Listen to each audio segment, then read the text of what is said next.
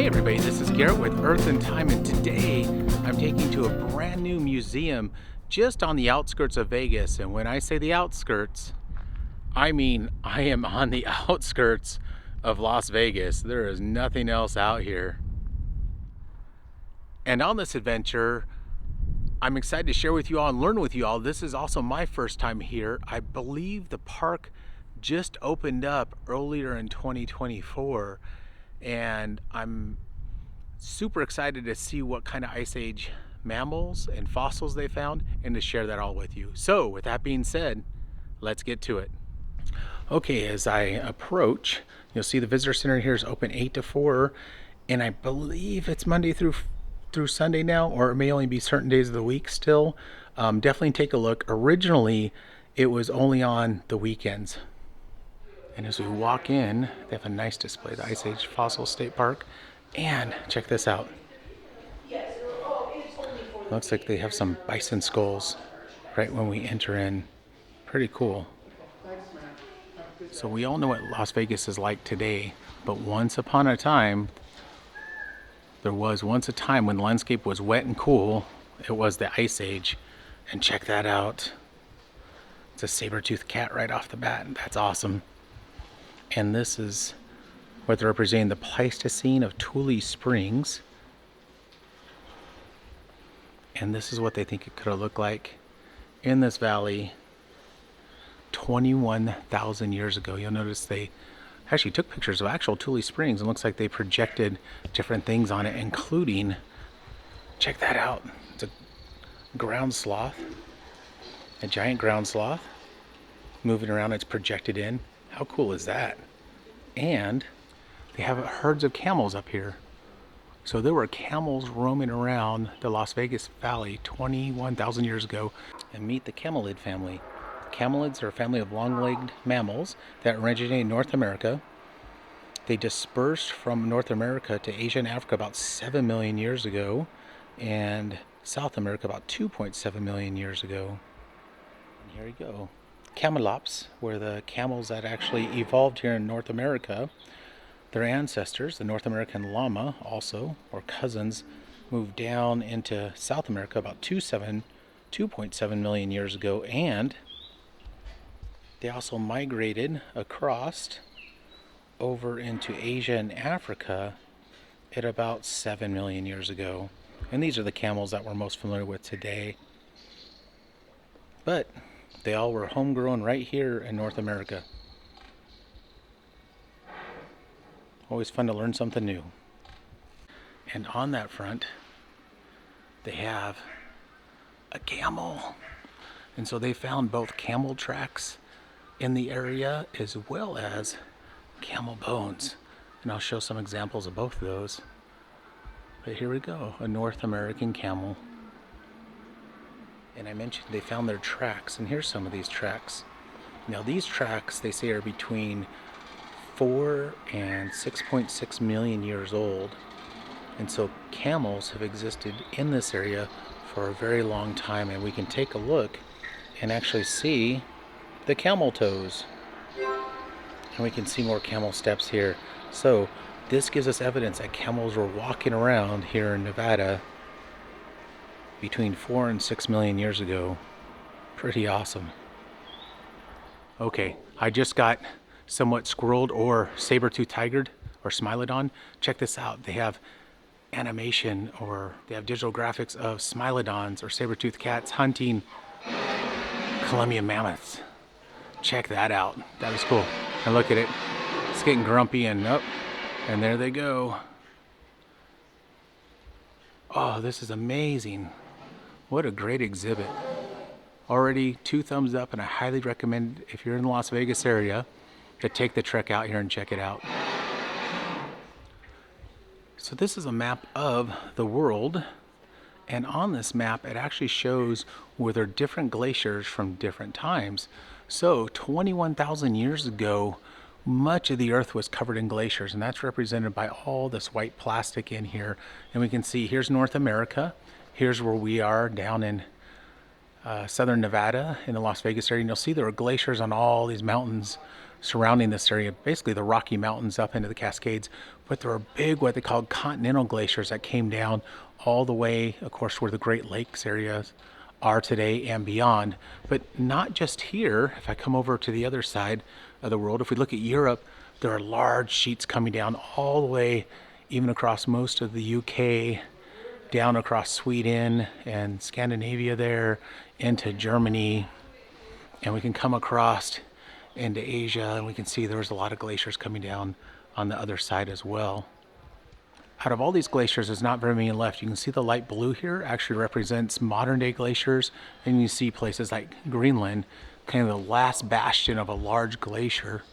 And one of the reasons they talk about the glaciers melting there so much, you'll see there's not very many glaciers left in the world compared to 21,000 years ago.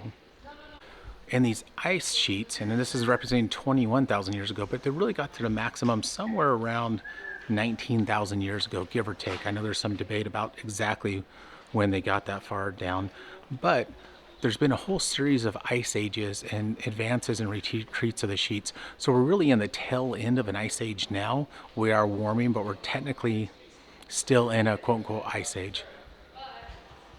And we call that time an interglacial period.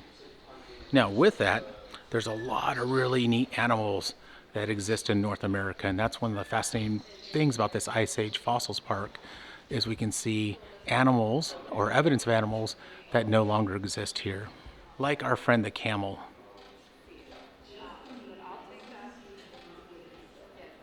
And a lot of other fauna. Now I realize there's some glare on this, I apologize, but you'll see there's bison there. We still have bison today. There's actually a leopard down here, and of course a bunch of what was known as the megafauna, things like the Columbian mammoth. And here are some examples of bones that were found. There's some mammoth bones up top. We can come down, there's things like the giant ground sloth.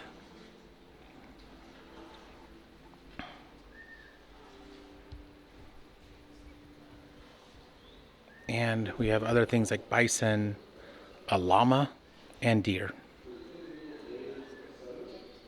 And now I've mentioned a lot of the herbivores, but how about the carnivores here? Well, we did see some smilodons before, but there's dire wolves that were in this area. We already know about saber-toothed cats. And there was even an American lion. How cool is that? There was a lion here in America, and you can actually see one of its teeth right there. One of its teeth right there. Awesome. And here are a whole bunch of the species that they found in Tule Springs here, or in this area. So they have horses. So horses also developed here much like camels. You'll see they have giant ground sloths, camels. Next over bison, but bison that are a little bit different. It's almost like a bison and a longhorn got together and had a love child. You can see how big those horns are. And then we can see the Columbian mammoth. We can see for predators they found here a dire wolf, an American lion, and saber-toothed cat.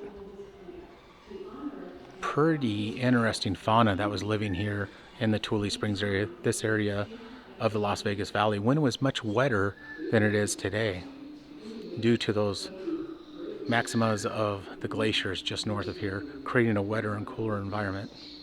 And here's a nice picture of that. So this is what it would have looked like during the time when the mammoths and smilodons or saber-toothed cats were around, the American lion, camels, horses, and we can take a look. This is what it looks like today.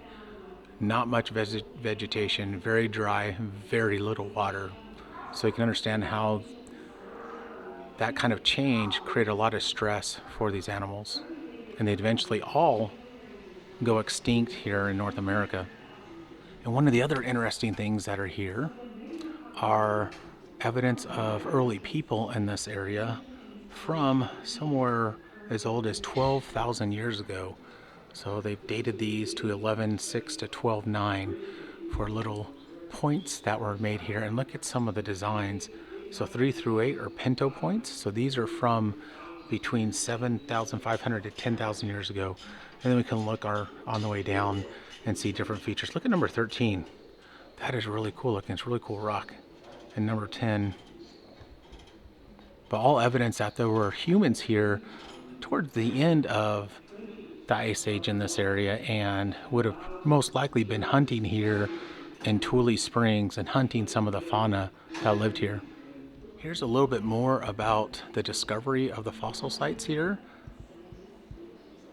outside of Las Vegas. And it says 1903 they uncovered Tule Springs, and you'll see there's actually, like, one you can hear Columbian mammoths behind me, but you can learn a little bit more about the fossil hunters here. And I'm not going to walk through every single one, but you get an idea that they've been working this area for quite a while, since they first found it in 1933.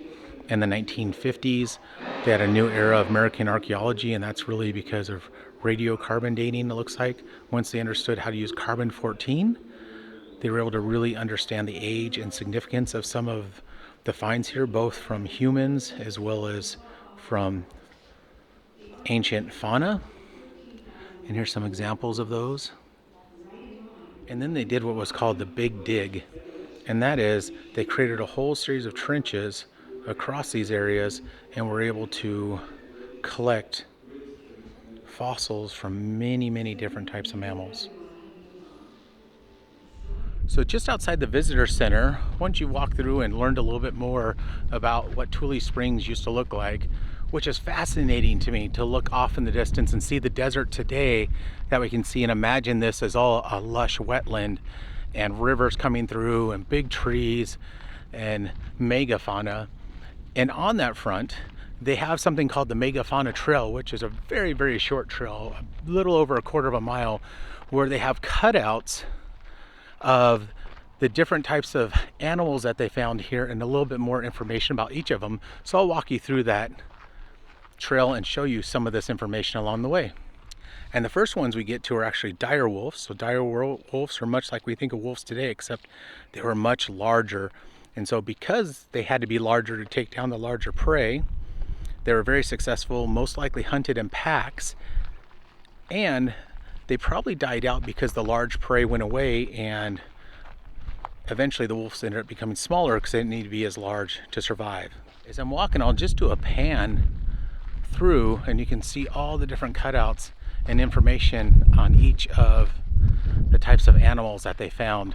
So not only can you go in the museum and see actual fossils of them, you can come out here and learn a little bit more about each of the different types of fauna or animals that they found. And here's an example of Scott's horse. And I don't know who Scott is, but I wonder if he knows he's missing his horse. But what's fascinating about Scott's horse, it was one of the last native horses to roam North America. So much like the camels, horses evolved here in North America and would eventually go extinct. And you can get an idea what they look like. Now, I don't know if they know about the stripes of them from descriptions, maybe, or if they've actually found mummified versions so they know what they look like. And this is fascinating. It says Scott's horse shared the grasslands of Tule Springs with at least 2 other horse species. Although horses originated in North America, they were extinct on this continent by the end of the Ice Age, just like camels.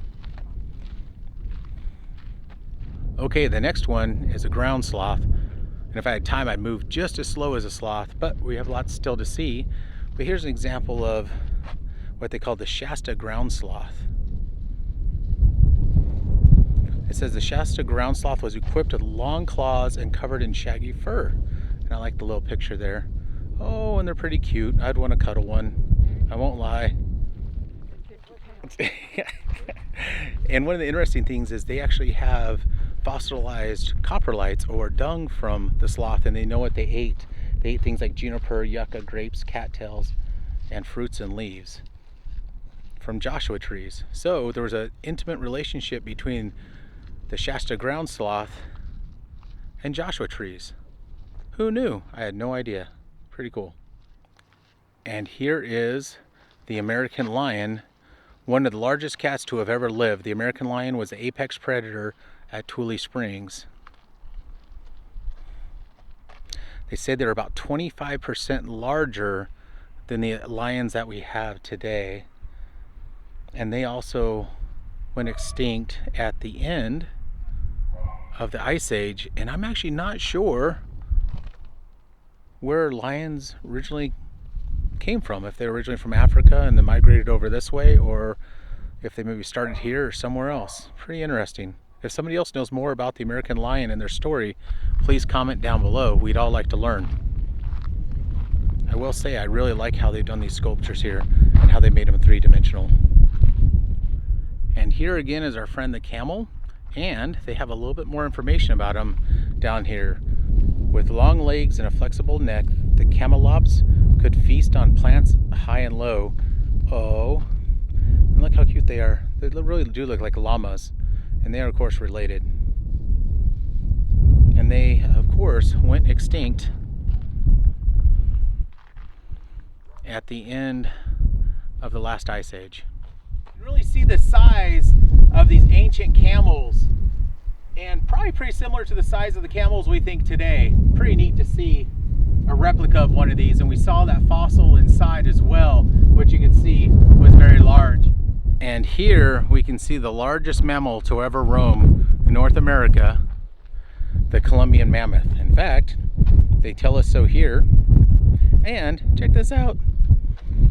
They have a little baby one here. How cute is that? And then the mammoth. I like the sketches that they did here. I wonder if they have those available at all. I would totally put some of these up in my office. Just FYI to the state park here. And again, this is so large, I have to step way, way back so you can see the size of this mammoth. It's easily 12 feet tall, 15 feet tall, pretty large. The next is a type of creature we still have today, although they're nowhere near as large as these ones are today, and those are the bison. And this is the ancient bison, and if you go to a place like Yellowstone National Park, you'll see the current bison. And by the way, they're not buffalo. We don't have buffalo in North America or the United States unless they're in zoos or pets, I guess. They're actually bison. Just there's your trivia for the day. And here's one of the bisons, and look, it's picking on the poor Scott's horse. No wonder they went extinct. So here's an interesting fun fauna fact, is that bison migrated from Siberia into Alaska about 210,000 years ago, making them relatively new arrivals to the continent. So they actually came to North America much, much later than many of the other animals, or of course the animals that actually developed here. All right, and here's everybody's favorite. I don't know, I say one of my favorites, but I'm gonna say it's everybody's favorite, and that is the saber-toothed cat, Smilodon, which are pretty unique. And if you all remember, I actually went to the Houston Museum and saw the very first saber-toothed animal, a gorgon from back in the Permian, hundreds of millions of years ago. And now we fast forward all the way to hundreds of thousands, or in this case, tens of thousands of years ago. And here we are with saber-toothed cats. And there's a saber-toothed cat attacking a little baby bison. It says the iconic Ice Age predator was an expert at ambushing large prey. And look at this, here's my hand for scale. And I apologize about the sun's kind of in the wrong spot for filming some of this, so my apologies folks, but hopefully you can still see okay that this tooth is as long as my hand. Pretty amazing. And now let me also say, when I was talking about the gorgons earlier, those are not mammals. Those are a whole nother type of species, but also developed saber-tooth. There's no relation between saber-toothed cats and gorgons. Just want to make that clear. So from the megafauna sculptures and information, we can actually walk this trail and go down and actually see one of the trenches they used, what they're called the Big Dig, where they did a series of these trenches looking for these Ice Age mammals here on the outskirts of Las Vegas. And on that note, you'll see there's the edge of town right there, and we're way, way out here. And here's a sign for going to take a look at Trench K and the Big Dig Trail. Okay, so we actually came to what is known as Trench K as part of the Big Dig. And what you can see if I walk over to the edge is they actually, looks like they basically took a bulldozer or some kind of heavy equipment and created a trench all the way through. And so you can get an idea about the stratigraphy, the layers of the earth, and then look for fossils along the way. That's pretty neat. So let's go walk down Trench K and learn a little bit more and make some observations along the Big Dig here. As we're walking through, we can start making observations about the geology. Now, the right side wasn't scraped as clean, so it's very hard to see what's going on, but when geologists come try to learn about somewhere like this, they'll actually try to clean off the face as much as possible so they can start making observations like the change in color and texture from this more brown muddy unit into this more tan buff unit. And you can see there's actually bands even within this. And each of these bands or horizons and layers tell us something about the story of the geology and what was happening in this valley in Tule Springs during that time. And here's another nice little band there. You can see where there's a difference in geology telling us about different events. This is a really nice spot to see that drastic difference. Sometimes it's just minor things like a color change, but here you can see the gravel that's come down, and notice it's very well rounded. It's poorly sorted, it's what we call it. There's lots of different sizes, but it's fairly well rounded, which means that there's a water source that carried these rocks. It didn't take them far enough to change into a single size to sort them. However, you can see it's rounded many of these pebbles and cobbles, making a conglomerate. And you can really see that at the top of this hill. So you get a real idea that we had a very different environment here than we did up there in geologic time. And you can actually see a scoured base at the bottom where the rocks scoured out and ate away at this unit through erosion.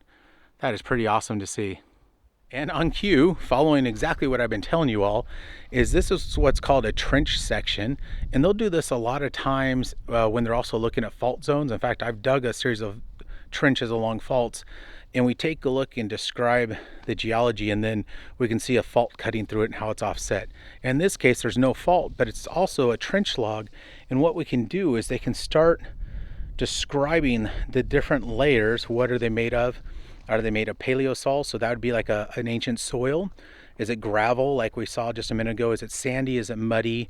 Is there caliche? So it's more calcium carbonate, or hardpan, as a lot of people call it here in the southwestern desert. And you'll see they'll start labeling these, and you can start making observations from this picture and then come over here on the wall and we can see a number of these. So if I pan down again, we saw where they had all those gravels on top.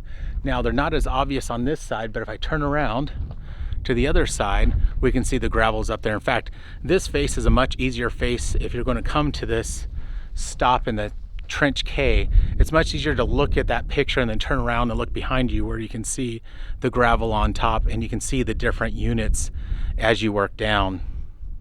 All right, so we've come out of Trench K now, and we're out here on the desert floor, and there's trails going different directions back to the visitor centers that way. We're actually going to continue on as I turn slowly this direction along the Big Dig Trail. So it's got about a mile left, and it looks like there's some shade structures along the way. But what I want to learn is some more about what they found and where they found some of the fossils that we saw in the museum. And I'm hoping, being that this is my first time on this trail, that they'll actually inform us of some of these places. So as we continue on, you can take a look at the kind of badlands here that you walk through, and really fascinating. Now, it's about 80 degrees here today, and it's warm. It's not horrible, but it's a little warm. But if you're coming here during the summer, definitely talk to the rangers. If you decide to brave it, most likely do it early in the morning, and make sure to bring plenty of water no matter what time of year or when you come here, because even doing a couple miles in the desert when it's this hot and dry, you'll really notice. So there's the Earth and Time public service announcement for this video. Check this out, the creosotes are in full bloom. And that's a little creosote, but if we could look up, and we can see a bunch of creosotes out here with their yellow flowers on them. Pretty special time of the year here in the desert. And even these orange flowers and other yellow flowers out there. This area is known as the bone pile, so you can see all the fossils they found here, and they have a bunch of pictures of animals here. And they think the animals became trapped in muddy conditions, and this was an old spring area. In fact, they have pictures in front of where we're standing. So this shows water-filled bubble, water-fed pools. What they think this was, they said bubble, so water bubbled through the spring chamber feeding the pool. C, staining caused by iron-rich material in the water. and then the cauldron shaped at the top. And that's what they think they're seeing here. And I'm going to come around, so take a look at that picture. And I'm going to come here where you can see the iron staining coming up on either side. So that's the rusted color. There's where they think fed the source of the spring. And this would have been the muddy pool that and you can see where they excavated all the bones out of here. Much like La Brea, the tar pits there, this probably wasn't very deep, but because animals got stuck in here and they couldn't move and free themselves, they probably died over time. And it doesn't take a whole lot of mud to get stuck. Imagine stepping in mud up to your knees, and imagine being an animal that just can't get out of that. You would eventually starve or die, or predators would come find you and kill you and eat you, and then themselves get stuck. And that's really the story of La Brea tar pits, which is another video I did on Ice Age mammals that I'll link up here.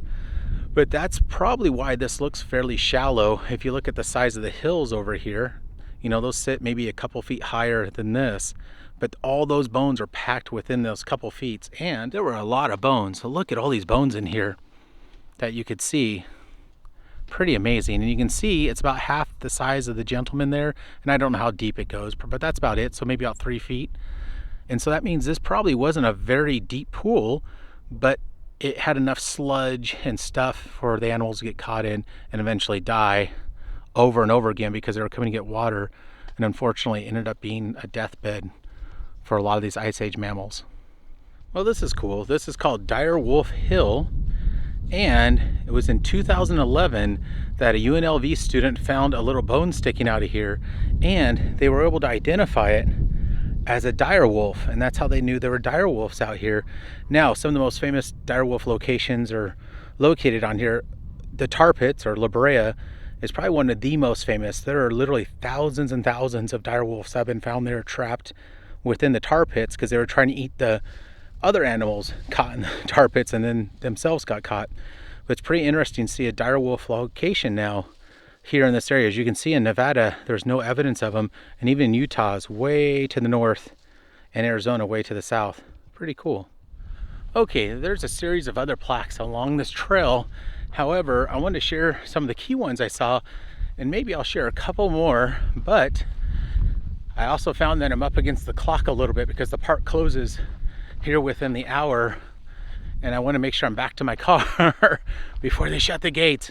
Not that they shut me in, but I am a little bit against the clock. So I'm going to continue to book along this trail, the Big Dig Trail. If there's anything else interesting, I'll show you. Otherwise, I will see you back at the parking lot. All right, I can't think of a better place to end than right here with a steampunk Columbian mammoth. Thank you all for joining me today to learn about the Ice Age Fossil State Park here in Las Vegas, Nevada. I hope you learned a lot. I know I sure did. And I look forward to seeing you all in the next adventure.